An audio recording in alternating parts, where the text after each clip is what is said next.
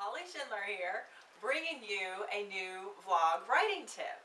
In honor of St. Patrick's Day, today I'm going to be focusing on how to bring a little luck into your writing career. Often in beginning a new career, you hear the phrase, you make your own luck. And I think as authors, we feel sometimes like that phrase doesn't apply to us because so much of our careers are out of our hands.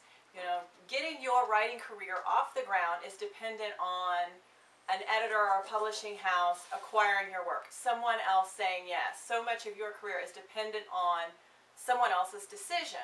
So often it feels that phrase doesn't have anything to do with you. But I would say that phrase absolutely does.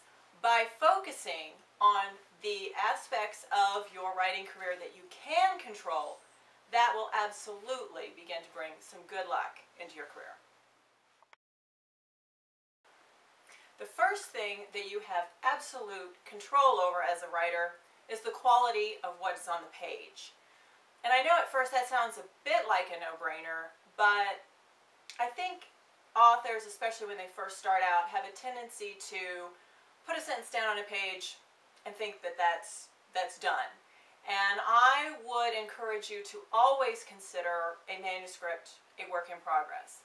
Even though you've written it and revised it and you're now seeking publication or seeking representation, continue to think of that manuscript as a work in progress.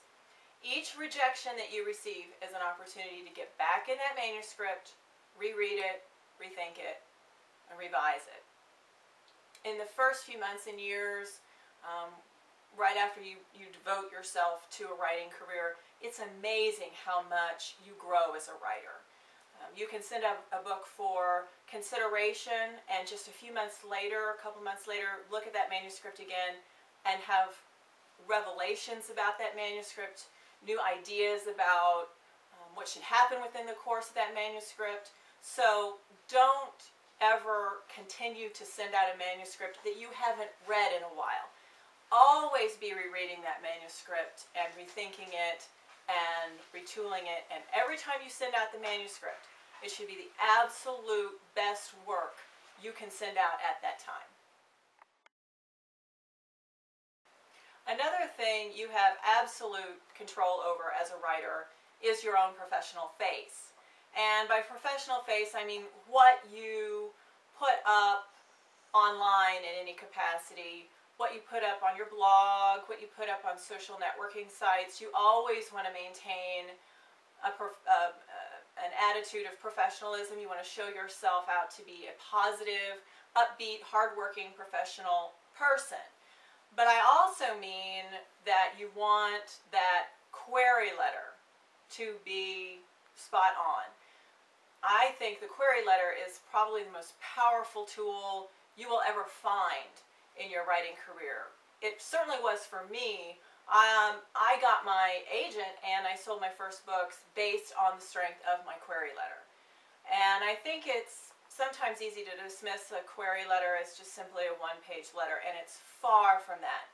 A query letter is going to tell a publishing house or an agent so much about you. It's going to tell them your writing strengths. By reading that letter, they're going to know what kind of an author you are. They're also going to know what kind of manuscript they're going to get. You know, you need to convey to that agent or that publishing house exactly what you are attempting to accomplish in your manuscript.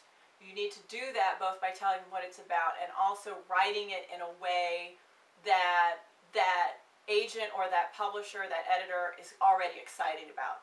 They can tell from the way that you word your query that you are someone they want to read more from.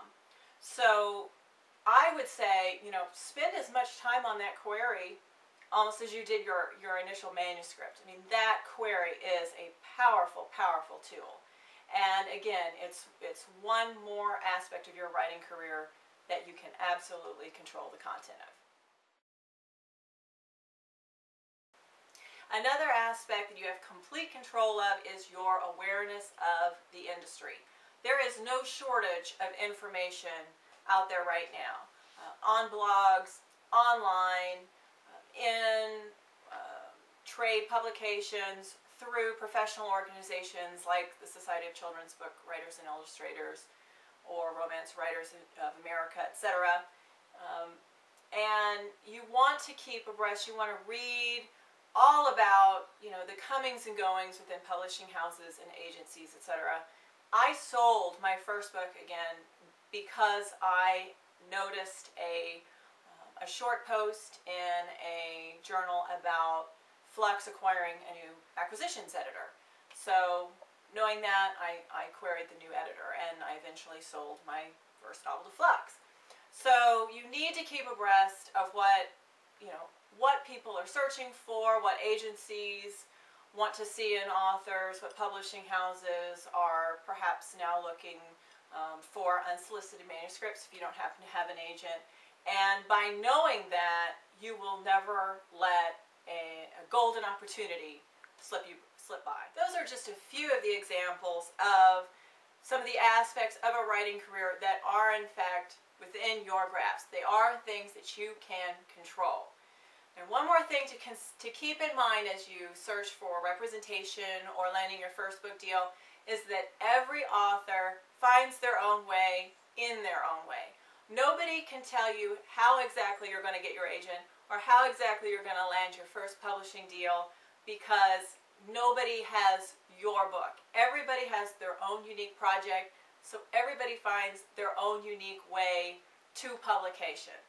That's one of the maddening aspects about finding your way in the publishing world, but it's also one of the really magical aspects of finding your way in the publishing world.